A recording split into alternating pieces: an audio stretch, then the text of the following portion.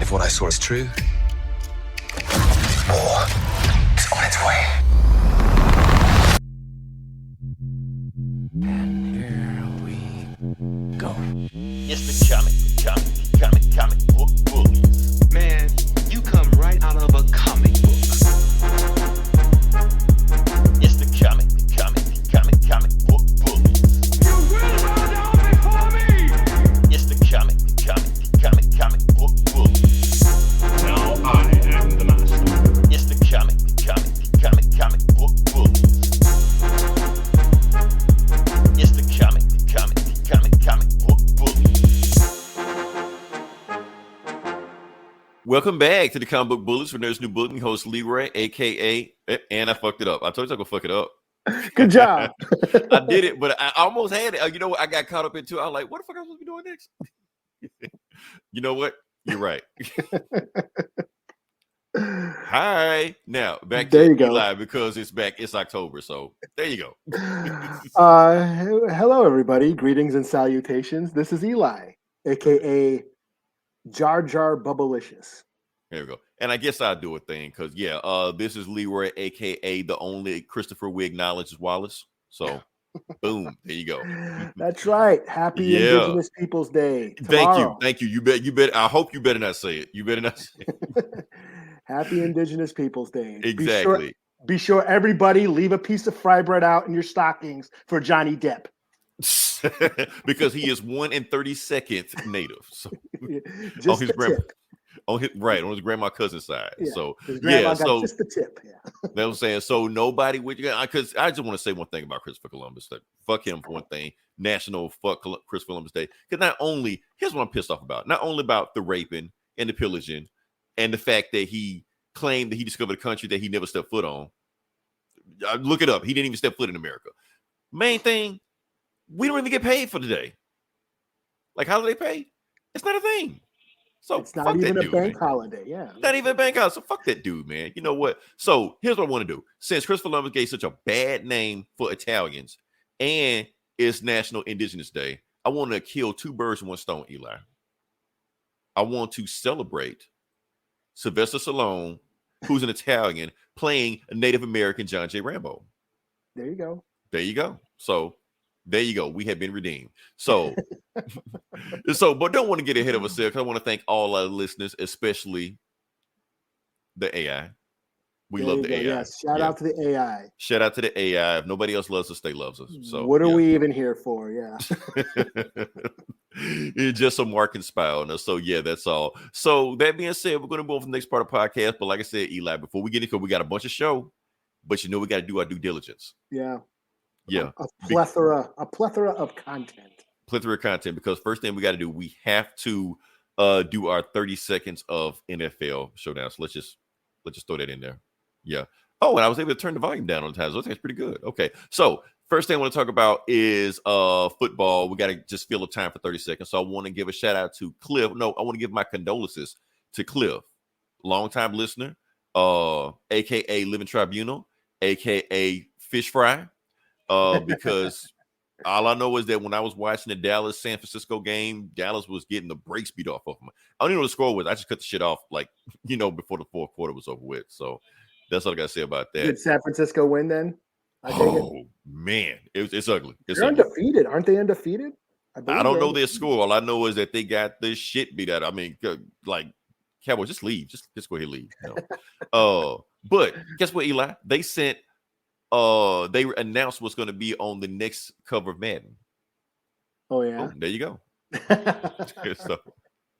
And shout out to y'all, man, because I think y'all played Taylor Swift's boyfriend today. Yeah, Vikings got beat by Taylor Swift's boyfriend today. Right. And y'all tried to take him out the game. And you still couldn't do that. You couldn't even do that. You had one job. Think about it. You would have took him out. No more Taylor Swift. Yeah, it's been a rough season for us. I mean, if y'all would have took him out, there would have been no more Taylor Swift for the rest of the season. That would have been it. Y'all could do that. Y'all heard him. He came back on probably a broken foot or something like that, still scored on you. So one of the many fuck ups that the Vikings keep doing. You had one job, Eli. You had one job. All right. Let me say, I think we filled our quota. We filled our quota. Like I said, that's all we know about foosball. That's it. So yeah, we're gonna move on to the next part of the podcast. All right. So, like I said, a bunch of TV shows dropped this weekend. We actually not even gonna talk about all the stuff we saw. Because honestly, like, I was off all week and all I did just watch TV. There you go. And play Staycation. Starfield. But yeah. Are you I'll talk digging the game better now? Or Fuck no. I'll talk about Starfield next week, and I'm gonna really dig into it, but I don't want when to it get gets into it. fun. You need a Because couple weeks they told to me get fun, the game man. gets fun 12 hours in. So I'm 8 hours in right now. I'm like, this shit fucking sucks, man. But they say 4 more hours, so I'm waiting. But anyway, we're gonna move past that. All right. So, like I said, we both saw some TV shows, but I'm gonna jump over the TV show that I saw first. So the TV show that I saw was, oh yeah, we are starting with that. Loki season. We're gonna start with Loki season 2. Reason we're gonna start with Loki season 2. Finale? Really? I messed that up. I'll fix it in post. Doesn't matter. Matter of fact, I think I messed it up. I probably put Ahsoka premiere, but anyway, you know what I mean. All right.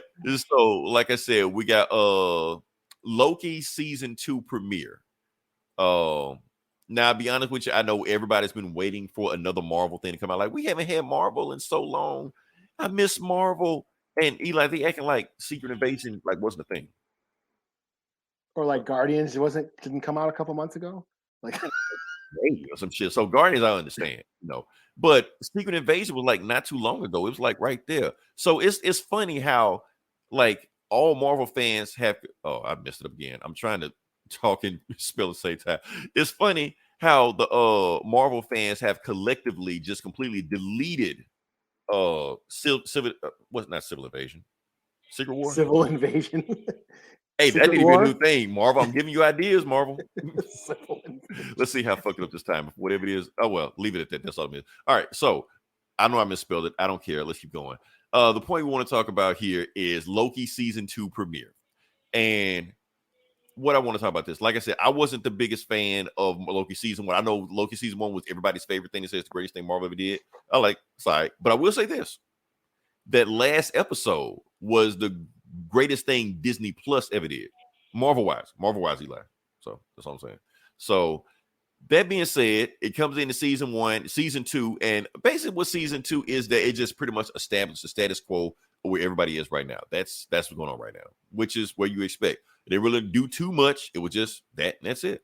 I'm trying to see what you got. Now, one thing that did, because like I said, there were some things that happened off screen that Constantine we have to address. Jonathan Majors.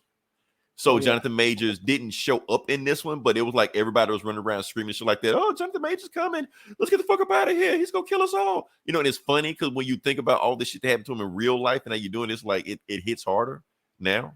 So he's playing a piece of shit. So Marvel, nothing else. He's playing a piece of shit. Keep playing. Art imitating life. Yeah, it's just like it hits a little harder now. So yeah. Also want to bring up your boy.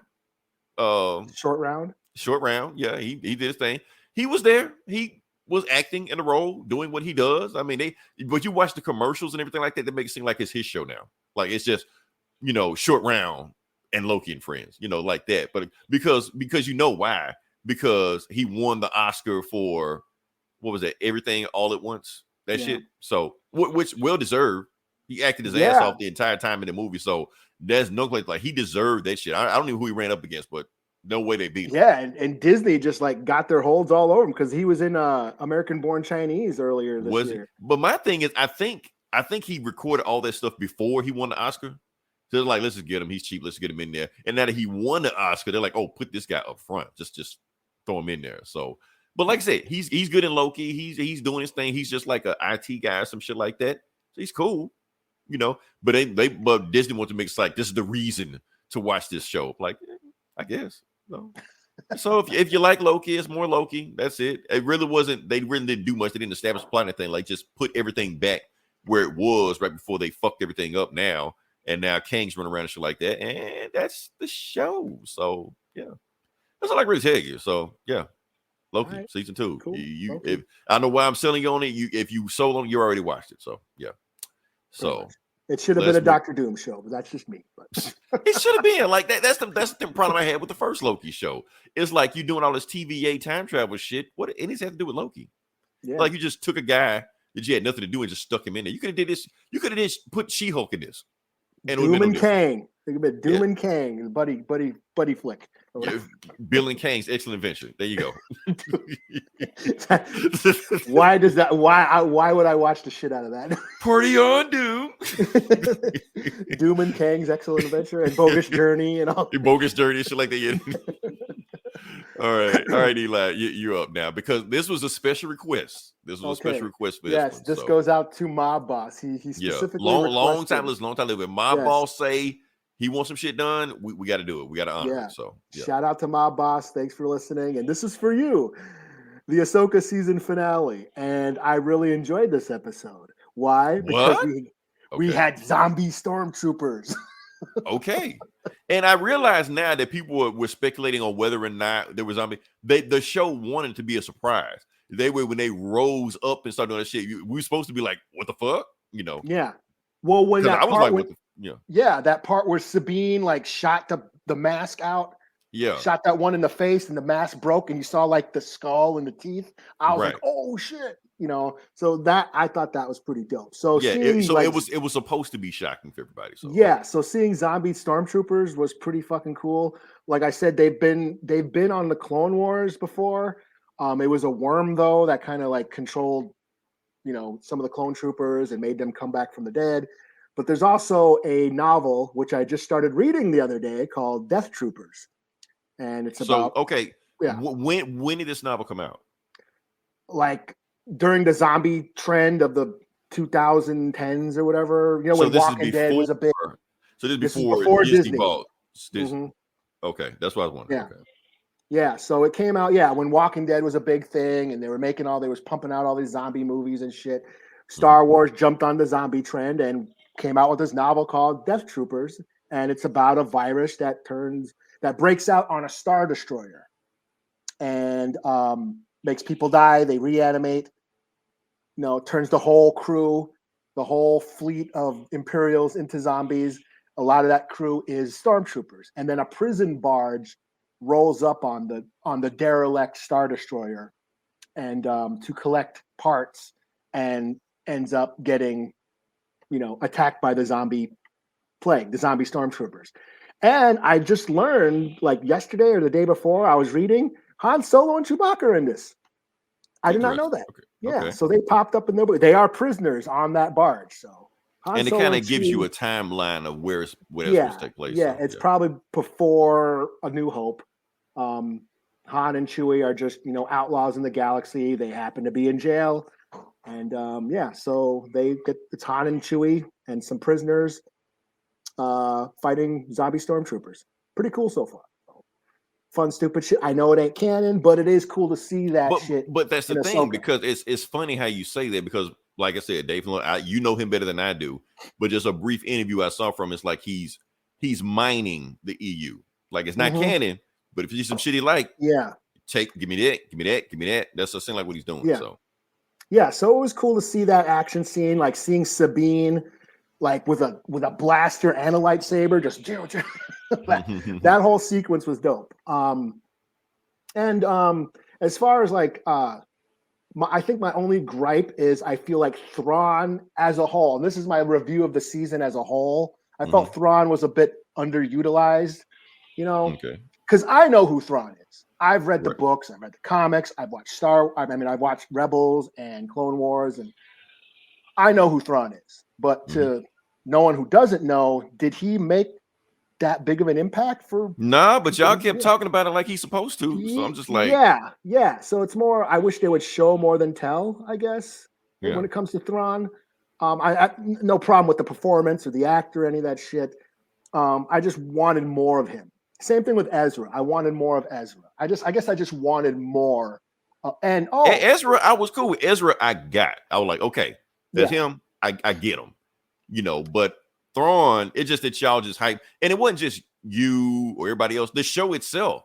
He's the worst motherfucker ever. Don't let him free. He's hell incarnate. Shit like he's that. Coming back. If he comes back, we're fucked. Yeah. Right. And then it's like, okay. Just the last two episodes, and I mean, honestly, like Grandma talked to me, he could probably kick his ass. It just seemed like it. But you know, but another thing, Zeb was not on here. So there's a character in Rebels named Zeb. He's like the big monster guy. He's like their Chewbacca. And he was actually his design was one of the original designs for Chewbacca. So that's like his character is actually a reference to old Ralph McQuarrie's concept art. Okay, it's But like an Easter egg. Okay. Yeah, Zeb was like the monster sidekick on Rebels. Was it Mando or Boba? I think it was. He showed up in he had a cameo on the last season of Mando, and I was like, oh shit, there's Zeb. So I was surprised that he did not show up in this show because he was a part of the Rebels crew. Yeah, so that's a little bit disappointed, but other than that, for the most part, I did like the season. I felt, it kind of dragged a bit in the middle, but it picked itself up at the end with these last 2 episodes, giving us, cool shit. And yeah, zombie stormtroopers.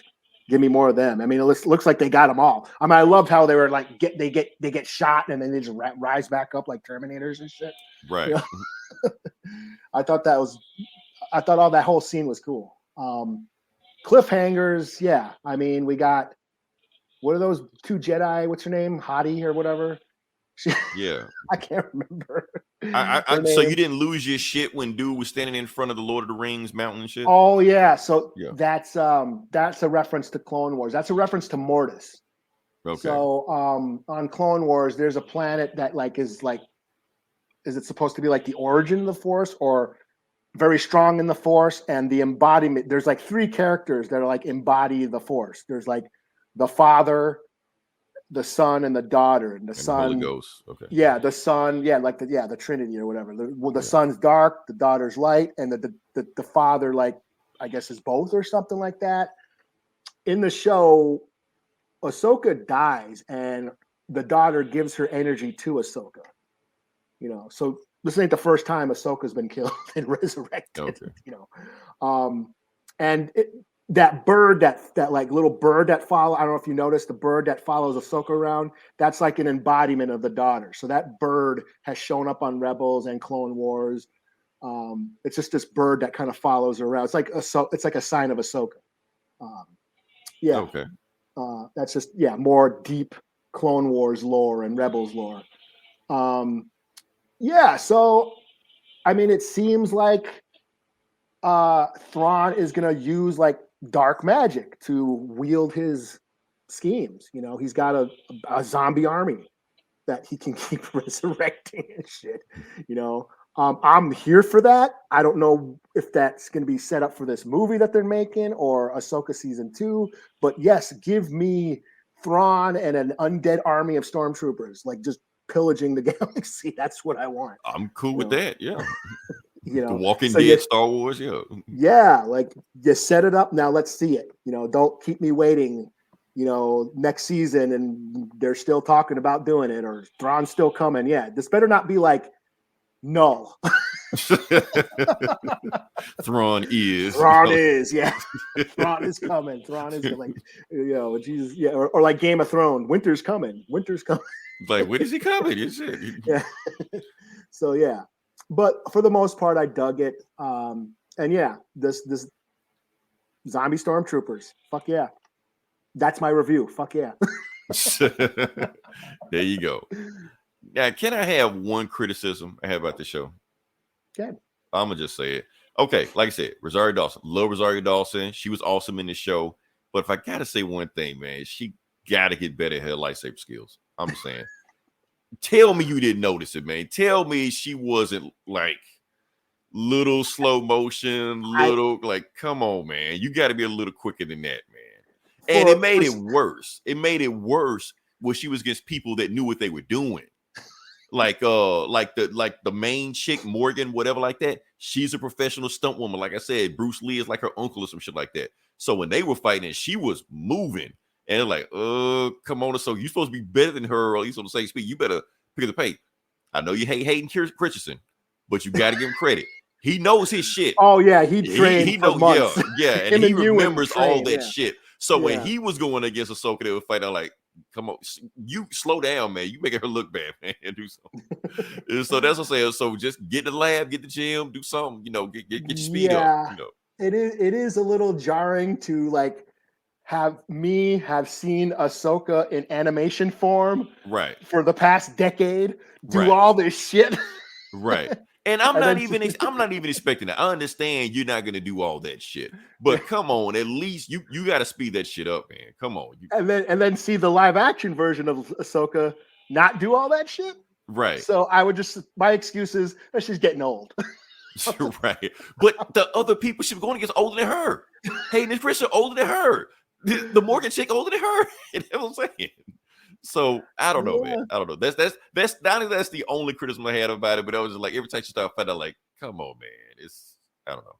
That's just me. Maybe a small little minor nitpick. Maybe I'm the only person to notice it. That's just me. So I don't know. So let me say we move on to the next part of the podcast. All right.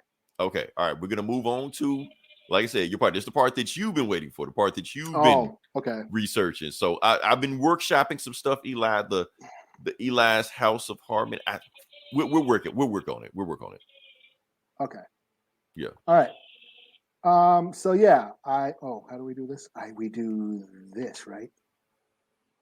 Boom. Uh-oh. Is that Don't how put we do football it? back on there. Huh? I said don't put football back on there. How do I I'm trying to get rid of it. How do I switch it to that? Oh well, Switch. anyways, I can't. Okay. Anyways, welcome to Eli's Horror Minute or whatever you're calling it. So yeah, this is where I will break down horror movies that I like to watch during Halloween season or like the month of October to get me in the Halloween spirit. This week I'll be doing two movies called Trick or Treat. Trick or Treat 2007 and Trick or Treat 1986. So are first they off, related in any way? No. Okay, I just asked. Now, horror movies, Halloween horror movies, been a thing since 1978 when Michael Myers came out, and so that's just a thing, Halloween horror movies. So Trick or Treat is an anthology horror movie, a lot of fun. It's basically got Sam, the little goblin character. He's like the through line, and he it's kind of like it's an anthology. It's like different stories. They kind of intertwine that all take place on Halloween night. A lot of fun. Got your staples of Halloween: werewolves, vampires, murder, mayhem. Just sort of just these stories that these scary kind of like almost like campfire stories. They take place in this small town and they all intertwine together. Yeah, it's just a lot of fun. It actually was supposed. I think they were making a comic book. I think Wildstorm was supposed to make a comic book, or they did make a comic book, because in the original or during the opening credits, it's all like comic book panels. So it's meant to be a throwback to those ECU EC Comics. EC Comics, yeah. Yeah, it's kind of a throwback to that. Vault of Horror, Tales from the Crypt, creepy, eerie, all that stuff. This is just a lot of fun. It's like I said, it's directed by Michael Dougherty, who made that one of them newer Godzilla movies, and he also made Krampus, that Christmas horror flick, which I think is pretty cool. This is just a fun horror flick to watch during Halloween season. Like I said, it's just an anthology of stories. They all kind of intertwine, and this guy Sam, this little creepy little dude in burlap sack for a mask. He's like the Halloween spirit or whatever. He goes around. But and that's their mascot. So yeah, and he's like the only through character throughout the whole movie. So it's got There's a really gross scene in here. Like I said, remember I have my triggers, and one of them is food. There's a really gross scene there where a kid is puking up a bunch of Halloween candy, and it's like that.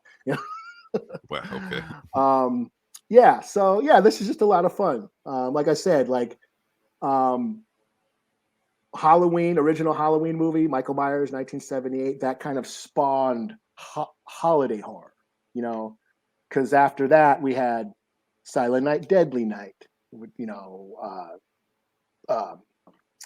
April Fool's Day, and My Bloody Valentine. We had that was like a thing in the slasher trend, was like horror that came out, horror movies that occurred on holidays.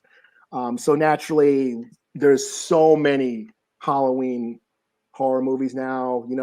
Terrifier. Those movies take place on Halloween. What's that? Hellfest. There's a bunch of really solid Halloween horror flicks that come out. That they've made since, for decades. But this is one of my faves. Trick or Treat. It's a lot of fun. Just a fun Halloween horror flick. And the next Trick or Treat, Trick or Treat 1986. Now, this is about a metalhead played by Skippy from Family Ties. I remember Skippy, but I can't remember what he looked like. He was like the nerdy neighbor. Was he Michael J. Fox's friend or? Yeah. Okay. He's like, I can't. Is there another way I can? He's down here. He's the banner's covering his face. Hold on. Let me get that out of there. Yeah. There he is. Still don't recognize him. You know, right? So anyways, Skippy from Family Ties, he plays this metalhead. He's like an outcast in high school. He's being bullied. His favorite metal band, the metal singer Sammy Kerr, dies, and his spirit is inside his last record. And what he does is he plays the record backwards. The spirit basically helps him out and helps for the first half of the movie. He's like getting revenge on his bullies, but then the ghost of Sammy Kerr ends up, start wreaking more havoc and shit like that. And he has to stop him at the end. Because the ending is totally like Carrie, where his ghost comes back and plays a concert during a Halloween dance, and he starts killing everybody like Carrie. It's like a metal version of Carrie at the end. Gotcha. This is just stupid fun. Ozzy Osbourne makes a cameo in this. He plays a priest who's condemning heavy metal, which is hilarious. Gene Simmons from Kiss plays the DJ. So yeah, and it's got a solid soundtrack. Fastway, the band Fastway does all the songs on this. That was the guy from the guitarist quit Motorhead and came up with the band Fastway. So they did all the songs for this movie. And it's a pretty solid soundtrack. I love the soundtrack. Every year on Halloween, I mention everybody, let's do a Sammy Kerr Trick or Treat tribute show and learn all the songs from this movie. Because, I'm in a band. We've done Halloween tributes before where we just do a Halloween show when we cover a whole band set. Like we've done Slayer and Suicidal Tendencies, SOD. I did Misfits one time. Yeah. So I was like, hey, let's do a Trick or Treat Sammy Kerr tribute. But no one knows this movie. There's like very little people who know what this movie is. But no, this is just a lot of fun. I've always dug on this since I was a kid. It's like when we talk about heavy metal representation, this kind of nails it. I mean, he's a kid. He's kind of, it gets into the rebellion and how metalheads tend to be outcasts and outsiders and stuff, and kind of treated differently, especially back in the 80s. This came out in the 80s, so right. It kind of really embodies that whole what it was like to be a metalhead back then and why metalheads do what they do. So that always spoke to me as a kid, listening to metal, kind of defending metal. Society was condemning it and all this shit, and I'm like, what's wrong with it? There's nothing wrong with it. Because I always hated like Wayne's World or Bill and Ted's, where they kind of make caricatures of metalheads and stuff, like cartoony versions of metalheads. But this has I thought had a pretty cool representation of metalheads. So again, I this is one of my Halloween horror flicks that I watch every year just to get me in the mood. It's a lot of fun, and check it out. Trick or Treat, both Trick or Treats. Both Trick or Treats. Okay. So which one do you prefer? This one is obviously just, I've been watching this like since I was a kid. But the other one, like Trick or Treat, 2007, I think this when it came out. This is fun too. Like this is for everybody. If Trick or Treat 1986, if you're not into metal, you probably won't appreciate as much as I do. But this one is for everybody. It's just an all around straight up Halloween horror flick. 5 spooky tales kind of intertwining with each other. Pretty cool shit. Ghosts, vampires, werewolves, murder and mayhem, and a creepy little goblin character. Yeah, just a lot of fun. Everything that makes Halloween fun is all in this flick. So, yeah. Okay, cool. Okay, that was Eli's house. Like I said, we're gonna workshop that House of Horror. I don't know. House of Horror minute. Yeah, I just like, let's think of something. And matter of fact, what I was thinking of, I think I forgot about it at the time, but we'll come back to it anyway. All right, now let's move on to the video game section. Like I said, this is something we talked about. I don't know what, about a month ago, 2 weeks ago, or something like that. Yeah. Okay, so this is with Kenny Omega and Demetrius Mighty Mouse Johnson. I hope I got his name right. Like I said, it's my first time hearing about this. They finally did their match in Street Fighter, and it was on Twitch, and they did stream the whole thing, and they filmed the whole thing, and it was out. Funny thing is, they actually did like catch up on Twitter like a few weeks ago. I saw people on Twitter, and they thought that they were actually going to fight for real. They didn't know it was Street Fighter. So when they saw Street Fighter, like, oh fuck shit, this shit. So, or they may have thought they were going to wrestle or some shit, but when they thought it was just Street Fighter, that was it. So yeah, like I said, Kenny Omega, and they hyped it. They hyped it to hell. It was on like some professional Twitch channel. Like I said, didn't watch it. And like I said, pretty much everything we thought was going to happen happened. I kind of called it ahead of time, Eli. I said that Kenny Omega was pretty much going to wash, when the match started. And I just thought I'd just break down some matches of what I saw for the match. Now, this, like I said, this thing was like 2 hours long. I watched the whole thing. The first part of it was actually like real set with going at it. And the other parts of it just doing other bullshit that the Twitch channel wanted them to do, like play with the guitar and play with a keyboard and bullshit like that. But then they played for real. Yeah, I saw that, how they were giving them different like tech or whatever. Did you see how mad Kenny Omega was getting when they made him do that? They're like, no, I want to play regular Street Fighter. I want to play this bullshit, this gimmicky shit y'all doing right now. I want to play with, traps on the floor and mice running around on the floor and shit like that. Like that shit for, Smash Brothers. We want to play like real Street Fighter. That's what we want to do right here. Yeah. So when they actually got to play a real match, because like I said, they've been talking shit the whole time, they got to play a whole match. I do want to say this, that crew they had, the co-host that they had that doing it, they suck. They don't know how to like commentate on Street Fighter at all. They don't know shit. You had that tall dude, he kept saying, oh, the neutral, look at the footsies. It's like he just saying just bullshit that he just think he knows what's going on. Like, come on, man. Like, so let me break down the match, tell you what I thought. So watching this match, I realized that even before the match started, your boy DJ had lost. Now, I will say this. Your boy DJ, he nice. I thought he was gonna be some bullshit like Xavier Woods, whatever his name was. Like, no, I'm looking at the shit he was doing. No, he was doing some like high level shit he was doing. Like a couple of them moves he was doing, like 2-frame links and shit. And he kept consistently landing that shit. I like that shit is hard as fuck to do. Plus that they had them doing that shit online. So I like, damn, he nailing that shit. But I can tell, but looking at him I can tell some things that he's not used to playing high level Street Fighter players. Because it was like certain shit Kenny Omega was doing, he didn't adapt. He was not adapting to it. So he kept falling for the shit over and over again. And he kind of like waiting for him to come to him. Another thing, he kept throwing the Sonic Boom. He kept throwing them away way too far. He gave him too much distance, like shit like that. So when you're playing Guile and you're throwing them Sonic Booms, you can't sit on the other side of the screen and just throw that shit all day.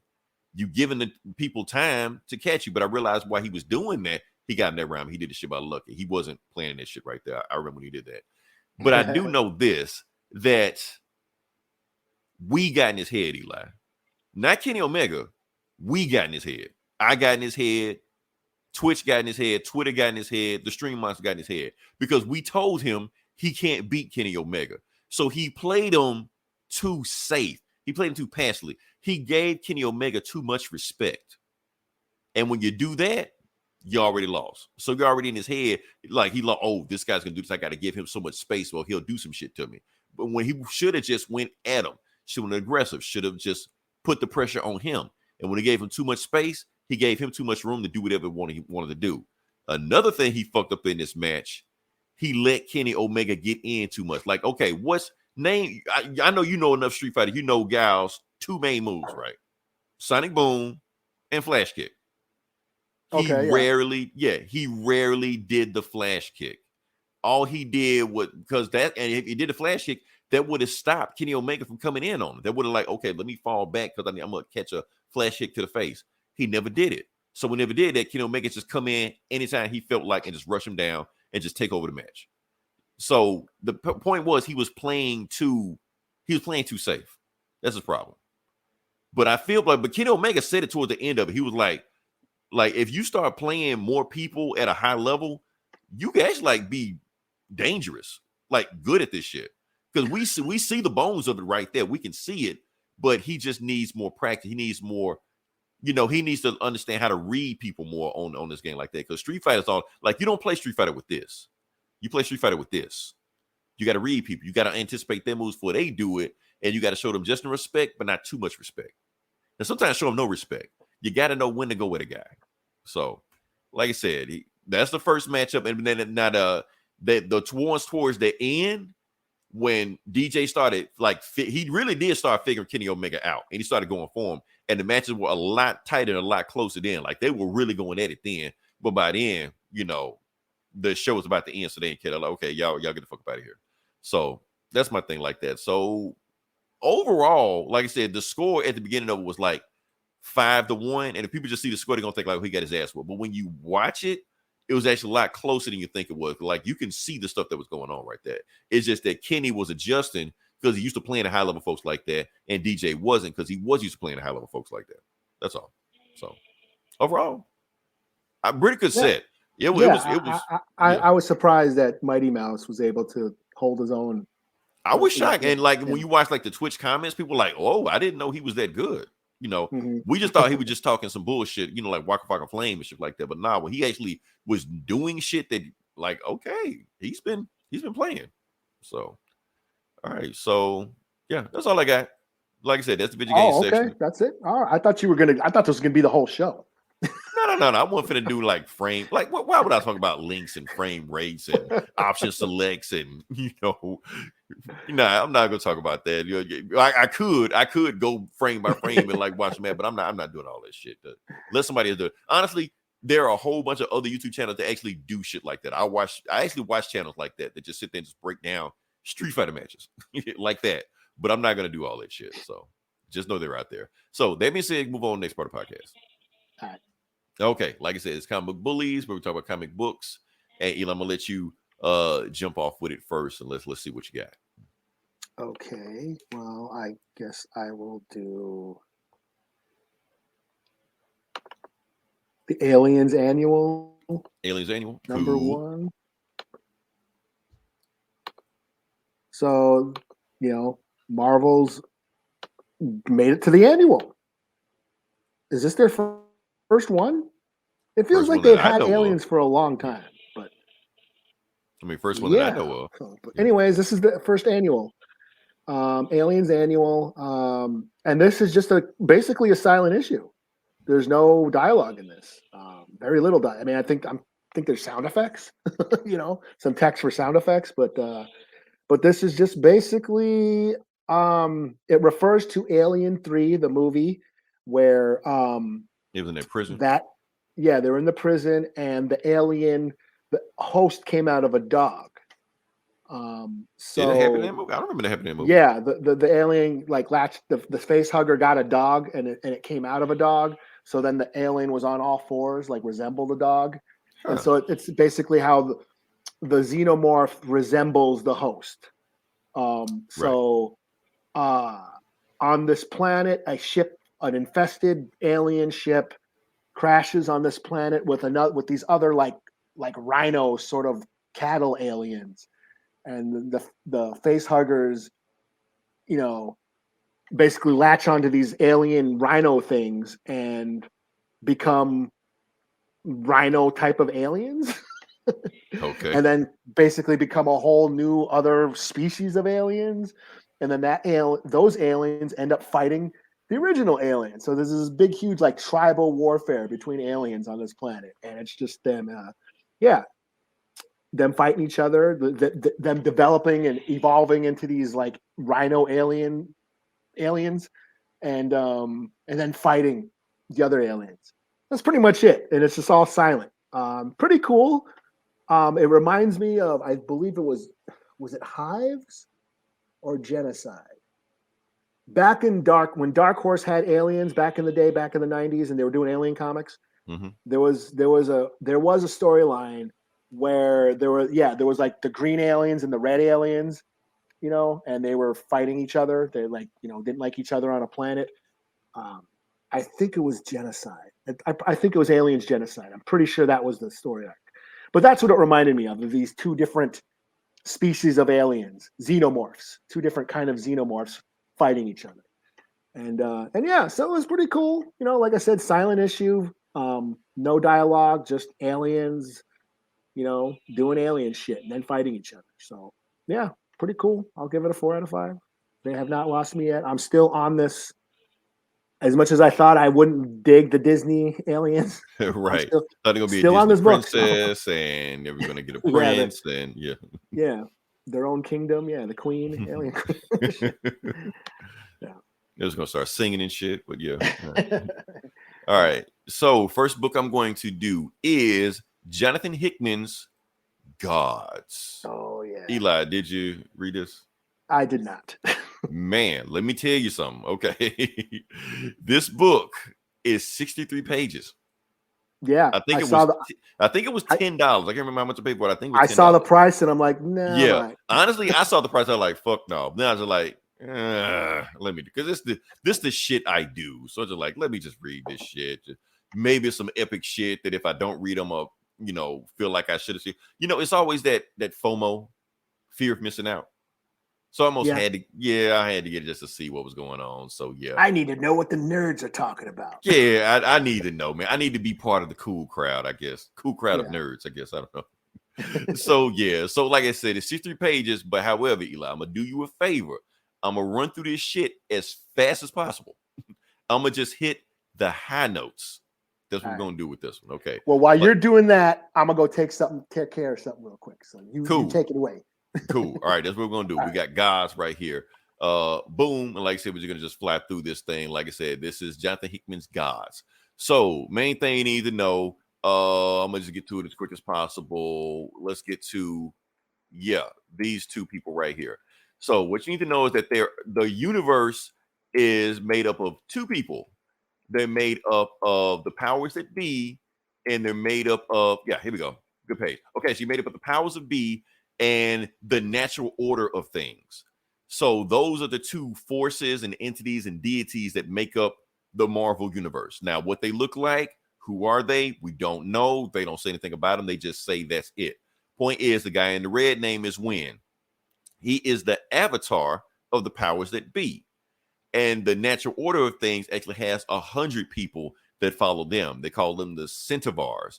And that's his ex-wife. She's just one of the other ones. So that's the thing right there. So she's one of them. I can't remember her name. I know her name is not clear. And then you got this other guy right here. So the other guy right here name is Demetrius the Science Boy. He is Wynn's sidekick, but he's also a Centaur. So he's also part of the natural order of things. So the thing is, they're going to this big meeting that all the magic people and the science people are having in the Library of Congress, Library of Worlds. So it's like all the magic people are there. So you got Doctor Strange, and you got Dr. Doom, and you got T'Challa, and you got Reed Richards, and all the magic and the science people and shit like that. Basically, what's going on right now is that AIM has been dabbling with magic, and they let some dude called Cosmic Cubic, what the fuck his name is? Cosmic Cubis Core. Cubis Core is the name. Okay, so he's a magic user named Cubis Core, and he has stolen the wand of the Living Tribunal from AIM because they've been dealing with magic and they got their hands on it and that's it. So now he's got it, and now he's going to wage war on the world, and he's going to open this portal called the Prometheus Portal, and he's going to use that to power up the Living Tribunal to basically warp reality to any way he wants and send all like demons and hell creatures to Earth. That's the thing right there. And Doctor Strange calls this a Babylon event. So he basically saying we need to like everybody, and Amadeus Cho is here, so everybody needs to team up and take this guy out, and before he destroys the universe. And that's the plan. While they're doing all that, matter of fact, this is what Cubic Score looks like. Weird looking dude. Bubbles all over his head and shit like that. Weird looking dude. So while they're doing all that, they fight this guy, all the magic people, science people, cosmic people, centaurs, and all shit like that. They go fight the guy. And according to plan, they get their ass beat. Because of course, he sends all kind of demons at them. They can't do anything with them. But while they're doing that, Wynn is instead trading magic with like all the other magic people around there. So he's going there. He got something from the collector. He got this book from the collector, and he's going to use that on Cosmic Cubic Core, whatever his name is. Use it on him. And what he did while they're fighting, he throws some stuff at him, and Cosmic Cubic Core, whatever his name is, take the book and picks the book up and read it because he thinks that he's hiding the book from him. He's going to use the book to try to stop him. So like, I'm going to take this book and use the knowledge of it. But what happens when he reads the book, his mind gets wiped because the book is a magic book that anybody reads it, mind gets wiped unless somebody stops him. So that's how they beat him. Well, and the world is saved. So yeah. So that's it. His ex-wife kisses him for saving the world, and that's the book. So yeah. So yeah. So basically, yeah, that's what's going on. He'll be back. So basically, what happened is John Hickman made Constantine. That's what he did. He just made Constantine. So my whole thing about this, I'm gonna just give a review on this one. So I don't understand how this Wynn guy and the Centaur guys and the Scimitars are like that. I don't know how they fit in the Marvel like hierarchy and things like that. Like they fit there because, like I said, you got plenty of magic people, you got plenty of science people, you got plenty of cosmic people. It sounds like Hickman is trying to do his own version of Eternals. This is what the Eternals was. The Eternals, are descendants of the space gods and like that, and they're just going off through the world, just doing shit. So like this guy's doing the same thing. Like I said, it's an 8 issue long book. I don't know if they're all 63 pages. But like I said, he's saying by the time Hickman is done with this, Hickman is going to completely rewrite how Marvel's cosmic nature is done. Like I said, Marvel's cosmic nature is already a thing. You got infinity, you got eternity, you got death, you got the in-betweener, you got the living tribunal, you got the one above all. All this stuff has already been established. So basically what Hickman's trying to say is that, you back. Okay. So Hickman's trying to say that all the stuff that already been done in Marvel, they're just throwing it out the window, and Hickman's going to do his own thing. So I don't get it, Eli. I don't know, man. I don't know. That's my thing. This thing, I actually like the book. I actually like the book. $10 worth? No, fuck no, not $10 worth. But I just don't understand how this book fit, like how these characters fit in Marvel. Like if they was like some Wildstorm shit or some Image shit or even DC shit, I get it. But Marvel already has like their hierarchy explained, so I don't get where this falls. So I don't know. Maybe there's gonna be a bigger shoe to drop than what I know of, but I don't know. So that's my thing. Would I get this book? I'm gonna give it a 3.5 out of 5. So yeah. Oh, you did? I don't hear you. I don't hear you. It's yeah. Yeah. There we go. There you go. I hear you now. Okay. I said it's gonna be tough to review your book. We can't hear you. I guess I had the mime for you. So yeah. So that's my thing. So all right. So what book you got next? I will do Transformers #1. Transformers #1. Yeah. I was looking for this and I was like, oh shit, Image. I like, even though I knew that, it still didn't hit me that Image doing a Transformer book. So yeah. So this is my book of the week. I imagine, yeah. Transformers, Daniel Warren Johnson. I imagine this Geeks and Comics, just the whole show was just this. Oh yeah, I didn't listen to him yet, but I didn't either. But I just imagine that's what it was. I bet they broke the shit down because Gomer's a huge Transformers fan, and I think AKA David is too. What is he not a fan of? Yeah, yeah. he knows everything, so yeah. Yeah, so this is Daniel Warren Johnson. Love his work. He won an Eisner earlier this year for Do a Power Bomb. which a you book reviewed on here. which I reviewed and loved. So he won a Eisner for that, which I believe he really deserves it. But yeah, I just been a fan of his. That Beta Ray Bill book he did, the Wonder Woman Dead Earth, Murder Falcon. Yeah, I'm just a huge fan of Daniel Warren Johnson, and he usually it sounded like writes. he could have won an Eisner for any of those. They just like pick one. Yeah, There you go. Extremity. Yeah, Yeah. He does. He usually writes and draws it like pencils and inks. Mike Spicer does the art or the coloring, but Daniel Warren Johnson, yeah, writes and draws everything, his books and stuff. So it's cool when an artist, a great artist, is also a really solid writer too. And so yeah, so Transformers, they were part of IDW. Well, we know Transformers started out as a toy line. They did Marvel did a comic book for a long time, and then also there was also a cartoon that I loved. And then IDW had Transformers comics for many, many years. And the crazy thing about those Marvel comics, like back in the 80s, they were canon. They were 616 at the time. Like Spider-Man would show up, all kind of crazy shit. It was just like, okay. And then it just slowly phased it out. Like, shh, don't talk about it. So yeah, I mean, IDW had the Transformers license for a long time, and that's where Gomer and his, what was it called? Instruments of Destruction? Yeah. Like they had a podcast just on Transformers. Just on that comic of Transformers. Yeah, just on the IDW Transformers book. They had a whole podcast dedicated to that, just the Transformers. So that's how deep they rolled.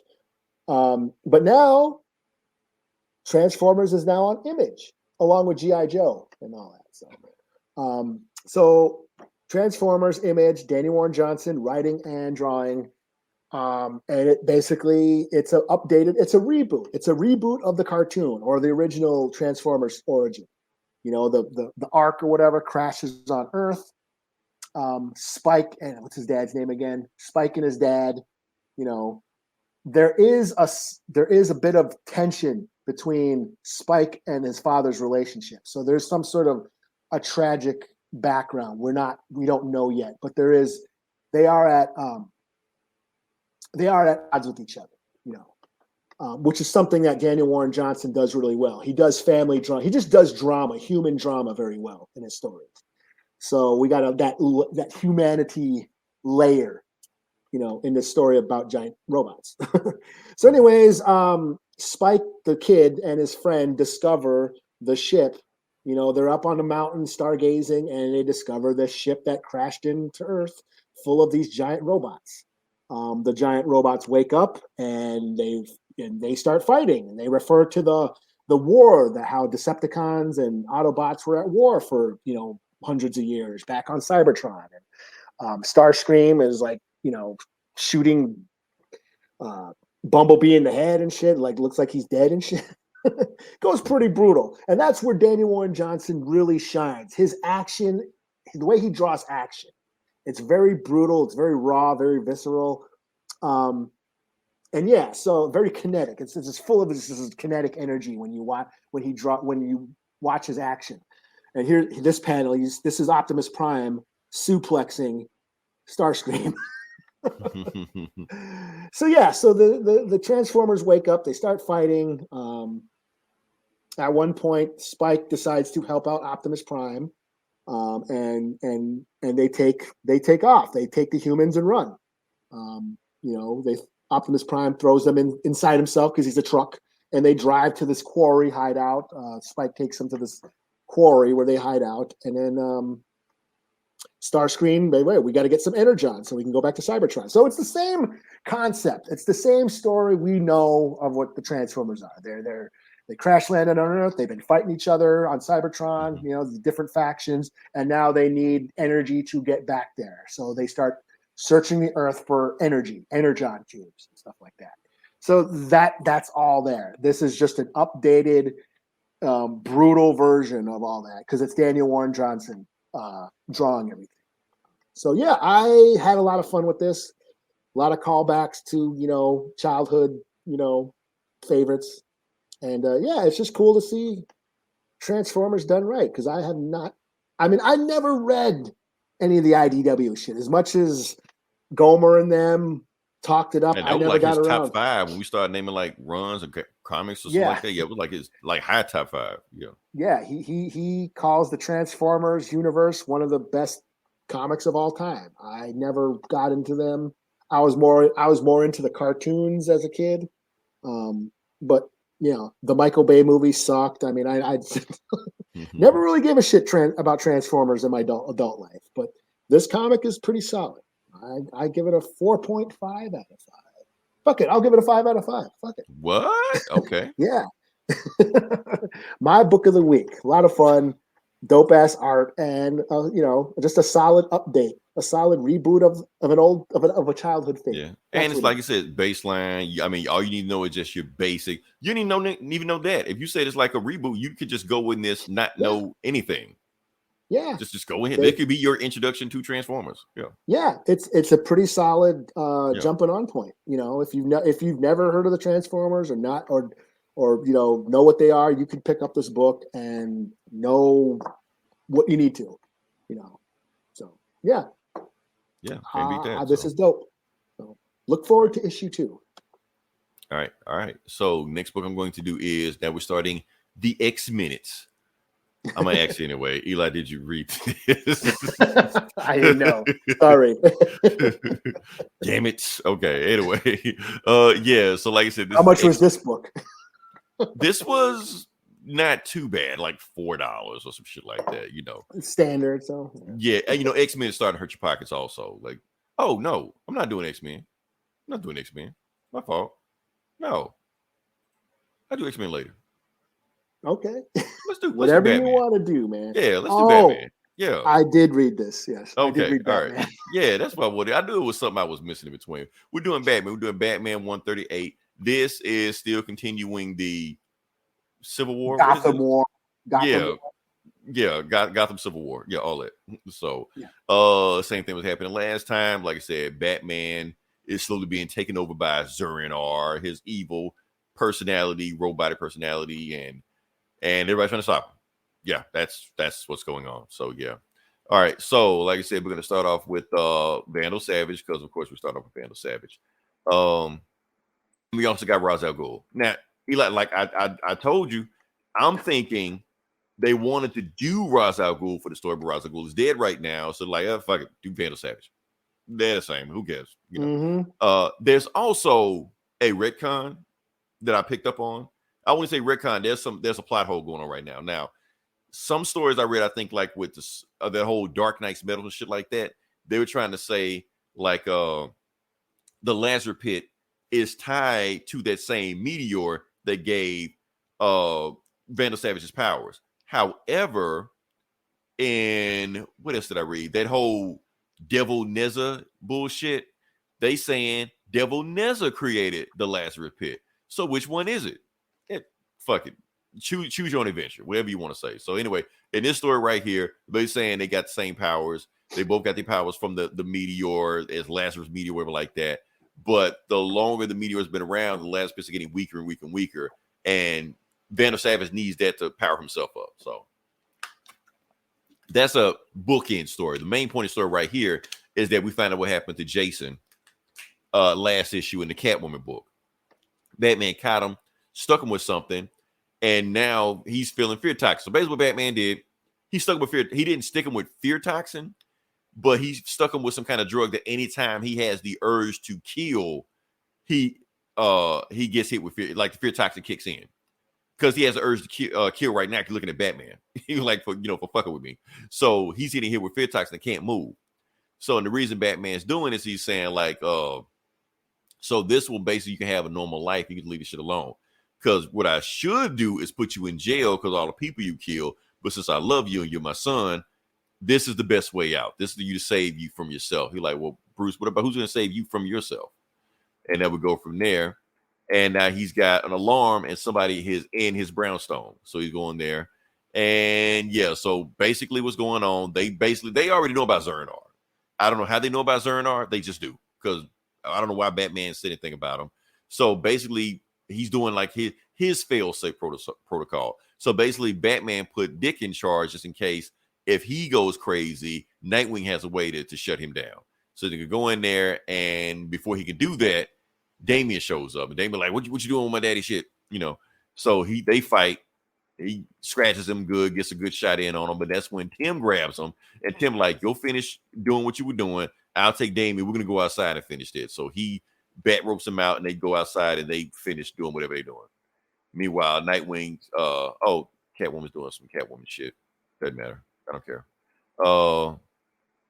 And then he give the oath. I guess that's from like the 40s Batman book, whenever Robin first shows up, shit like that. And then Batman finishes the oath for him. He's like, I planned for everything, Dick, except this moment right here. I didn't think you would betray me. So he's like, yeah, somebody got to stop you, man. You going crazy. Nobody knows what Jason is. And then while he's about to do that, he gets a phone. Batman gets a phone call from the Riddler. And the Riddler like giving us some kind of like real ass Riddler shit like that, you know. And he was like, okay, so you kidnapped Jason, you working with the Riddler, and you don't see a problem with any of this shit you're doing right now. So they just start fighting. And while they're fighting, Batman breaks his, Eskrima stick, and then once again punch him in the face. So as he always does. But and he thinks the fight's over, but nah, Nightwing's still going, and they keep fighting. Meanwhile, Damian and Tim go in there, and Damian's just like, why are you fighting, Tim? You suck. You know you can't beat me. And they're like, yeah, I can't beat you in a fair fight. So he cheats. His bow has like a taser on it, so he like shocks him. And then while he's stunned, he, handcuffs him. So he goes, and that's when Batman gets kicked out of the top of his brownstone, and Nightwing is still fighting him. And he's just like, okay, so you doing all this crazy shit. You messing up what Selina's doing. You kidnapped Jason. Batman rips off a car door and beats him with it. I didn't know he was that strong, but he's Batman, so just whatever. And Tim just like, Tim's like, Dick, go back up there and finish what you were doing. I'll handle Bruce. You're like, okay, you'll handle him? And that's when Tim just tells him, like, look, man, you brought me on from the very beginning to pull you from the darkness. Because when Jason died, you was over the edge. I pulled you back from that. Right now, you're over the edge. I'm pulling you back from that. I'm the one that pulls you back from the edge. Not Dick, not Damian, not Jason. That's what I'm here for. So, like, that's Tim's whole rule. He doesn't beat his ass and like that. He just talks him out of it. And while he's doing that, Batman stands up while he's still tied, two hands behind his back, and still fights Tim. So Tim kind of has a chance with two hands tied behind Batman's back. We know he doesn't, but still. So Nightwing goes back up there. He puts the handprint on there, but he's like, before you do that, tell me what happened to Jason Todd. So he asks computer what happened to Jason. So even with two hands tied behind his back, Batman is still beating the shit out of Tim. That's how much Tim sucks, even though he's still Batman, but still, And then he breaks his bow and beats the shit out of him. So it's like, okay, nobody has a chance. But then Nightwing's like, okay, so he knows what he did. He knows that he sprayed Jason with fear toxin and altered his mind against his will. So now all gloves are off. Nightwing just beating the shit out of him. He just like, and I told y'all, Nightwing can get him. And that's when Tim hold him back, like, no, don't do that. Stop the violence, all this shit like that. So while he pauses, Batman webs him up with some kind of net stuff like that. He's like, look, I'm tired of all of y'all. I'm sick of this shit. Y'all don't understand that I don't give a fuck about my secret identity. The only reason I keep my secret identity is for y'all benefit. But now I got to teach y'all a lesson. I'm going to leave the police for y'all. And I'm going to get out of here. So he knows the police catch them. He knows that they're going to unmask them, know the secret identity, knows it's going to tie back to Bruce Wayne, find out Bruce Wayne is Batman, and he doesn't care. This is how far off the deep end he is right now.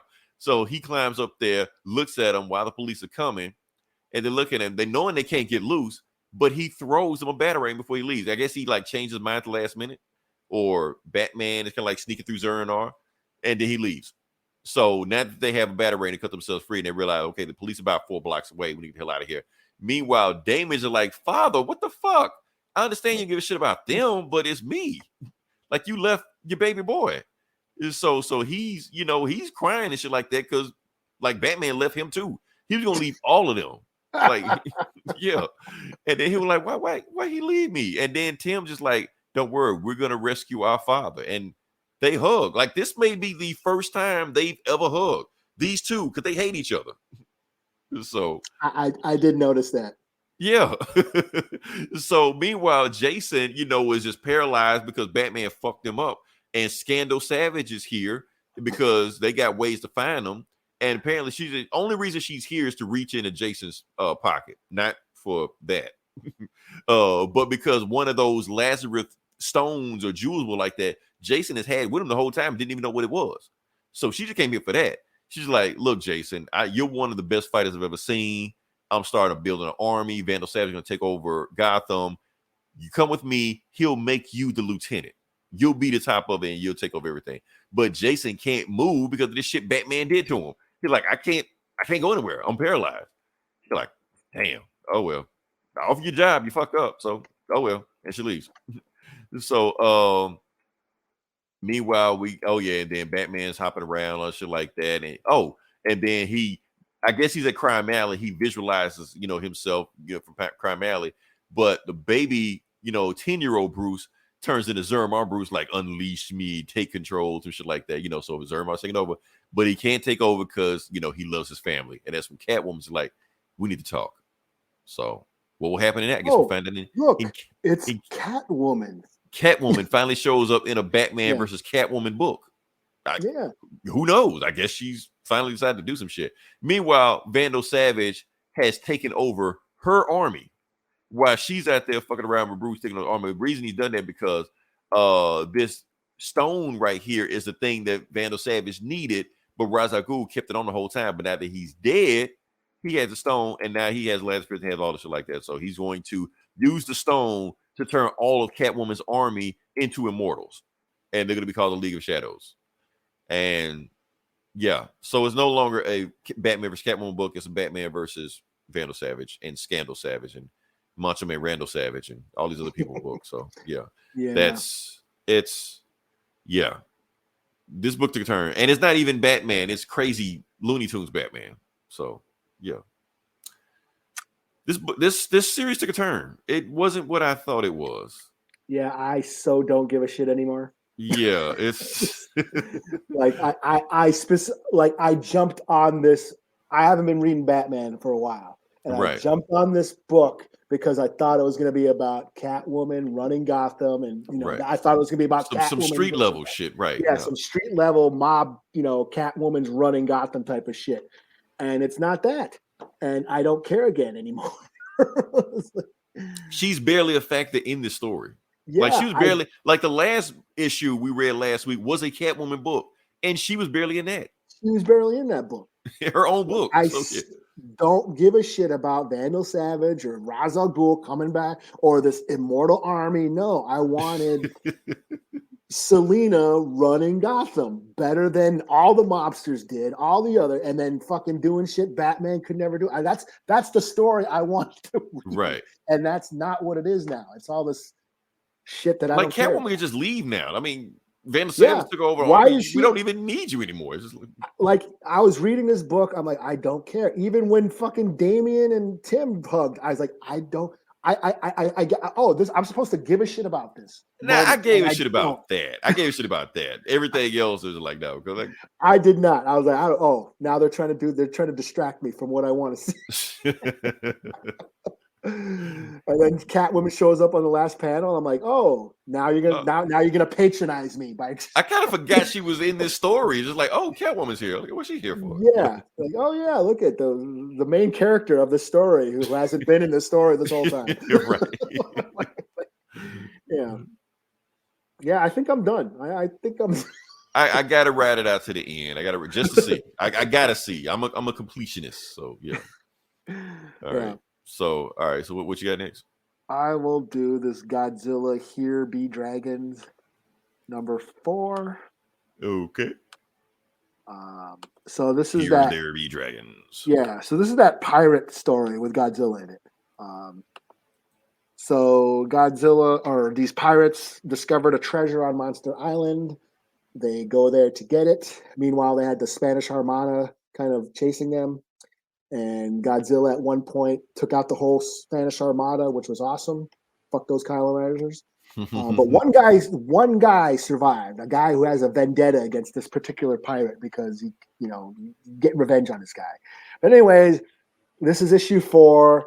The pirates are on the island. They figure out that, they're going to the lore of how this is the legendary universe. So this isn't the Toho Japanese lore where Godzilla was created by radiation or whatever. This is the Warner Brothers, the newer movies plot where these monsters has always existed on Earth and now they've reawakened. Mm-hmm.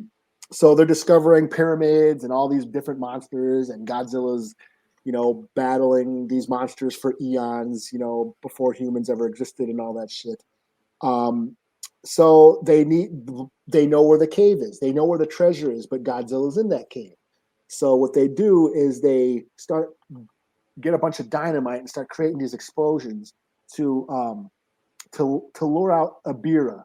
Abira is another, is like the giant. In America, it was called Godzilla versus the Sea Monster. So Abira is like a giant crab, like a lobster or a crawfish. Oh, so they had monsters back then too in this story. Okay, I thought it was just Godzilla that was there. So okay. Yeah. There's his villains have shown up in here. So Abira is like I said, like a giant lobster or a crawfish or whatever. They basically lure Abira out of the ocean by creating these explosions.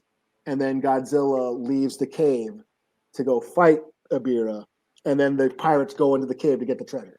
So that's basically what they do. And that's what happens. Abira comes out of the ocean, Godzilla comes out of the cave, they start battling, start fucking each other up. Godzilla's beating the shit out of him. You can see here he's ripping off his claws. The pirates go into the cave, buried treasure, the pirate booty. They start, grabbing all the treasure. But then that asshole conquistador piece of shit who's got a vendetta against the pirates, he comes in and starts shooting them all. Oh, damn. Okay.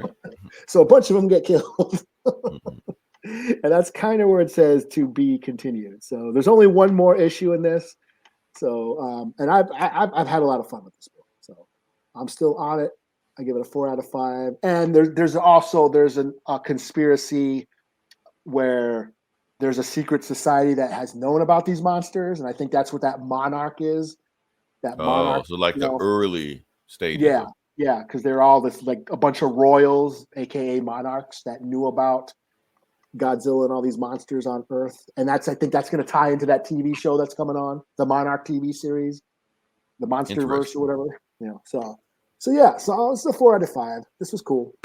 So yeah. Cool. Okay. All right, so now I'm going to do X-Men. Okay. So, yeah, like I said, this is more Fall of X, Still, they've been following like all year. Yeah, they won't stop following. But yeah, this is more of that.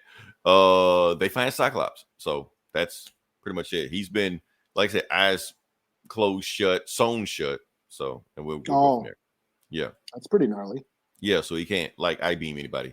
All right, so Shadowcat, like I said, the last issue, she was going to get Emma Frost to go help her break out Cyclops, but like I said, she would go marry Iron Man, so she can't come. So she's there just walking through everybody, and when she gets there, she sees the Juggernaut bitch. He's there. So why can't the shitballs? You need shitballs. So the question is, why hasn't Juggernaut just got up and just walked out of here? Like, even though they got him chained and shit like that.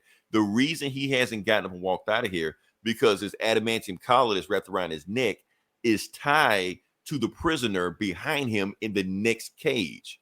So if he gets up and walk out, who's ever in the next room, head is going to pop right off. So that's why he's just going to, and he don't know who it is. So Kitty's just like, okay, let me just walk in the next room and just see who's tied to your collar. So she walks in there and she sees Cyclops. She's like, oh shit, found him. She didn't know he was there. She just walked in and just found him. He's knocked out, eyes sewn shut. Like, yeah, that is fucked up right there. So she like, okay, let me just phase him out of here and just get out of here. But she can't because she realized something is up with the bed he's on right now. So she like, I can't touch him. I gotta leave him alone. So she go back and talk to Juggernaut, and she's saying Cyclops is tied to a dead man switch. If he gets off that bed, the whole building's gonna explode, or at least like this side of the section is gonna explode, just like that. Everybody would die. So I can't do anything right now. But what I will do, I'll remove your collar, but I need you to stay chill for right now. Don't go anywhere. Just stay right here and I'll break you out tomorrow. But just stay right here, and then we're gonna plan this whole thing. But I gotta find a way how to free Cyclops before we get out of here. So, and that's it. She leaves. So she goes back and tell Sync and the other X-Men and more like everything is going on. And she also found she found a Cerebro in the prison. So she grabbed the Cerebro and brought it back to him. So now it's got some of Professor X's backup memories. And even though Emma's gone off to marry Iron Man, they still have Rasputin 4 with them because she's pretty much got everybody's powers. So she can work Cerebro. But the thing is, so what they're gonna do is use Cerebro to unlock Reed Richards' memories, because Reed Richards knows how to hide the X genes so they can't find them, even though Professor X wiped that shit from his mind. But they thinking they can use this to, to maybe it's dormant and they can find it. So we need to go find Reed Richards. So we need to go find the Fantastic Four. So they go to find the Fantastic Four. And since their X-Jet has been stolen by Captain Krakoa, they decided to use a Lincoln Continental and telekinetically fly it to Arizona. Why are they going to Arizona? Because that's where the Fantastic Four are based at now. Is there a significance to the Lincoln? Not really, no. Okay. She just found a Lincoln, and not like there's a X-Man named Lincoln or some shit, they just fly in a car. That's it, So she like, okay, I will find this man of fantastics and go, and he will tell us what we need. So Ben Grimm is there. He was fishing. They're like, hey, what you doing? She like, get out of my way. Bam. And just it's for no reason. Because why? Because superheroes have to fight for no fucking reason whatsoever. That's just what we do. So she starts a fight for no reason. She's like, why you do that? She was like, because I wonder if Ben said, hey, no muties allowed. Oh, that would have been a better story. That would have been but it would have painted Ben in a bad light. We don't want Ben Grimm to be a racist, So so he gets knocked out, and that's when Human Torch shows up. She's like, hey, you knocked out Ben Grimm. What the hell are you doing? She's like, you get out of my way. And so she starts slicing at him. And he's like, you're not going to touch me. You can keep doing it all you want to. And she's like, I don't need to touch you. Sleep. And then he just falls out, and that's it. So he's done. And so Reed Richards eating a bag of chips, with Sue Storm. They're like, what the hell going on here? I thought I heard Ben getting punched, because Ben has been getting punched so many times over the decades. They know what it sounds like when he gets punched in the face. So they just like that. So she's like, I'll turn invisible. Let me find out what's going on. She's like, cool. Let me find out what's going on too. So he got his cell phone with her, and he just floats in the air, and it like gets a scan of Rasputin 4. It's like, oh, okay. She got all kind of mutant powers and shit like that. Okay, that's pretty cool. So right before she can come to him, she jumps in front of him like, okay, you're gonna give me the information we need, Reed Richards. And she was like, no, they mind wiped me the information. I don't have that information. Like, I probably could have figured out by now if I wanted to, but honestly, I don't even give a fuck about you mutants right now.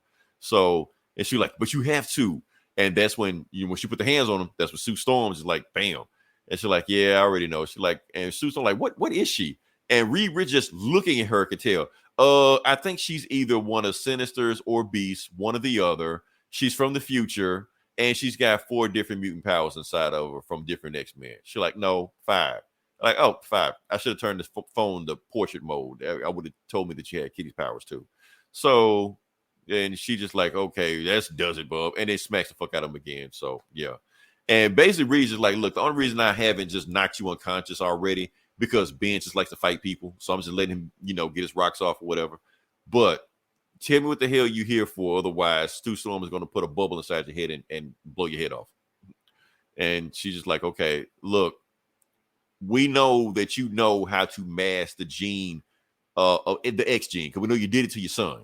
So we need you to do it to the rest of us also. That way we can like move in silence so the Iron Man Sentinels can't find us. And she was like, you don't understand. I can't do it because your boss mind wiped me. She was like, so anyway, let's go put on Cerebro and let's go into your mind. Let's see if we can, maybe it's hidden. Maybe we can maybe we can dig it back up. So they go in there and they see when Magneto and Professor X did that shit, like, no, we're going to wipe you so you won't do this shit again. And there's a big ass hole in his brain. They can't find it. Like, okay, so Professor X like really did a job on you. So they can't even go in there and find this shit. So, and that's when they hit it. And that's when Miss Marvel's like, yeah, that's kind of like Professor X told me. Like he said, the Terrigenesis is hiding my mutant powers also. And that's when Reed's like, wait, what'd you say? He said the Terrigenous hiding. He was like, that's what I did. And that's when we get this cute ass panel right here of Mr. Fantastic and Miss Marvel, big hand high fiving each other. Stretching. Just stretching high power, like, because she basically what Reed did, he took the Inhuman Terrigenesis miss because it has the power to kill mutants, but at a low level dose, it can actually mask and hide their powers. She was like, that's what I use to build my machine. Like, because of you, Miss Marvel, now I can build a machine again. So when I build a machine again, I'll let you know and I'll give you a call. Like, cool. And they get in their Link Continental and they fly away. And that's when, Human Torch and Reed like, bye. They're like, man, fuck them X-Men, man. they don't say mutants. They just don't like the X-Men. They're like, sometimes we like them, but this crew right here, this roster they got right now, they suck. So, and yeah, that's it. So meanwhile, we cut to Dr. Stasis and Firestar, who's like a Orchis spy. And apparently they found out that Juggernaut was about to escape. So they sent Nimrod back in there to beat the shit out of Juggernaut and bash his head in. And he was like, so we're going to be done with Juggernaut. What we're going to do, I'm going to reach in, and I'm about to fuck this up, Eli, and I know I'm going to get roasted by the people listening to this, but I'm going to say it anyway. The Cyterac gem. The Cyterac gem that's inside of Juggernaut, Dr. Stasis wants it. He's going to perform surgery on Juggernaut, take the gem out of him, and put the gem in himself and become Dr. Juggernaut. And she's like, oh, fuck. If they do that, they're going to be unstoppable. They're going to kill Juggernaut. So Firestar has to find a way to alert the X-Men that they're about to kill Juggernaut and basically take the powers of Juggernaut. The end. So, yeah. So this was kind of like a throwaway filler book, really. It was like whatever. Because these X-Men books have been getting momentum since the fall of X has been falling, but this is kind of like, okay, what the Fantastic Four doing here? Okay, whatever. But yeah, that's about it. I wish Reed was kind of a little bit more pissed about the fact that, he was mind wiped by the X-Men. Now the X-Men want his help. He just seemed like he's cool about it. He's just eating chips and shit. So I don't know. I guess. So overall, 3 out of 5. Like I said, it's a filler book. I think the next one will be a little bit better. Like when it has Firestar versus Juggernaut in the next issues. We'll see what happens with that. So yeah. Anything else you got or? No, I'm pretty booked out. I mean, I read that Ghost Rider annual, but that was just a one-off story with Elsa Bloodstone and Ghost Rider and that Talia fighting the Hood. He's back. The guy with has he been in those Ghost Rider books? He just popped up. Not lately. I haven't seen him. I can't remember last time. I know. Last time we saw him. He shows that he's got a book, an evil book, and he's. Yeah, because he was in that Black Cat book, and they made him like his book bag ate him or some shit. I guess I don't know, but it's back now. So yeah, I didn't read that. But he's got an evil book, and he's doing shit in Salem. It's like it's a Halloween centric, story. They go to Salem, Massachusetts, because of evil shit, and yeah, so it was alright. So I guess. So. Yep, that's all the books we got. We're booked out. Like I said, if you listen this long, if you like, share, subscribe. Like I said, if you listen more than 30 seconds, we appreciate you because you help out the algorithm. Eli, you know what next Friday is? I'm pretty sure you do. Not. Friday 13th? Oh, yes, I do know what that is. I was going to say, I'm like, what? I know you know that. Yes, I do know. Yeah. Friday 13th falls in October, yes. But Friday 13th falls in October. So I know you got to plan something. So whatever you do, just go ahead and plan it.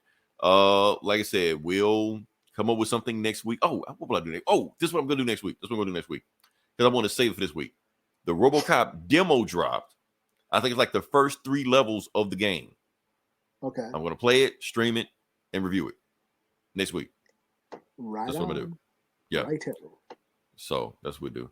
Oh, that's all I got. Oh yeah. Also check out this Geeks and Comics. Like I said, if you like the little bitty morsel of Transformers we gave you, check them out. Because I'm pretty sure you're gonna do the whole show. Deep. All this shit. Yes. Yes. They're gonna dig into it. So yeah. And that's all we got. I tried finishing up the Chucky season 2. I hadn't started. I'm gonna get it. Is that bad? It's rough. Yeah, I can't. Oh damn. Okay. Because I was Never gonna mind. try and watch the new season that I guess aired this week, but Yeah, because the new season airs on Peacock same day now. So yeah, so I did not do that. oh Oh, damn. I watched the Continental. Thought that was cool. Should we talk about? Let's talk about Continental next week. All right. I yeah. want to talk about it. I want to talk about it. You want? Okay. Yeah. All right. I want to get into it. Yeah, we'll talk about it. I don't want to like throw it at the end. It was like the we're gonna talk about lore. yeah, we're gonna get into it. Plus, I want to talk about John Wick also. All right. Like both of them, we're gonna do a thing. So that's what we'll talk about next week. RoboCop, John Wick, Continental, and I think I missed something. Whatever. Loki? We'll talk about it. Yeah. Whatever. No, that's all right. I'll watch it, but I'm not gonna talk about it. Until then, this is Leroy. This is Eli. We'll talk to you guys next week. Same bullet time, same bullet channel. You see this motherfucker? Blessings, blessings, yeah. I see elephant tusks on the bow of a sailing lady, docked on the Ivory Coast. Mercedes in a row, winding down the road. I hope my black skin don't dirt this white tuxedo before the boss got sure. And if so, well fuck it, because this water drown my family. This water makes my blood. This water tells my story. This water knows it all. Go ahead and spill some champagne in the water. Go ahead and watch the sun blaze on the waves of the ocean. Dope boy still smelling like cocaine. White boat, white road, can he be more cleaner? The oil you spill, that BP ain't clean up. I'm anti-Santa Maria. Only Christopher we acknowledge his Wallace. I don't even like Washingtons in my pocket. Black card go hard when I'm shopping. Boat docked in front of her man's picking cotton. Silken fleeces, lay on my Jesus. Oh my God, I hope y'all don't get seasick. See me in shit you never saw. If it wasn't for these pictures, they wouldn't see me at all. Whole world's in awe. I crash through glass ceilings, I break through closed doors. I'm on the ocean, I'm in heaven.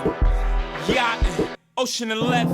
Elephant tusks on the bow of a sailing lady, docked on the Ivory Coast.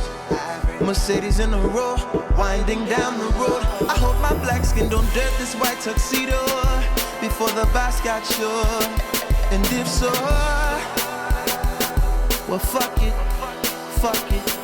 because this water drown my family. This water makes my blood. This water tells my story. This water knows it all. Go ahead and spill some champagne in the water.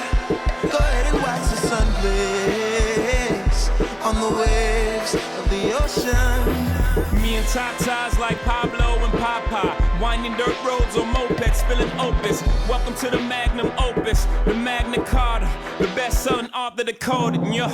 On a holiday playing strange fruit. From a maker to a Billy, I can't take the same route. Swoosh, that's the sound of the border.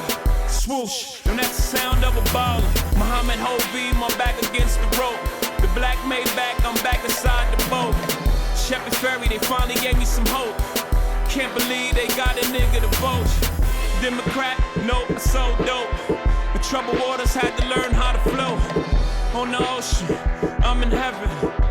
Yacht, Ocean 11. Elephant tusks on the bow of a sailing lady, docked on the Ivory Coast. Mercedes in a row, winding down the road. I hope my black skin don't dirt this white tuxedo before the boss got sure. And if so, well fuck it, because this water drown my family. This water makes my blood. This water tells my story. This water knows it all. Go ahead and spill some champagne in the water. Go ahead and watch the sun blaze on the waves of the ocean.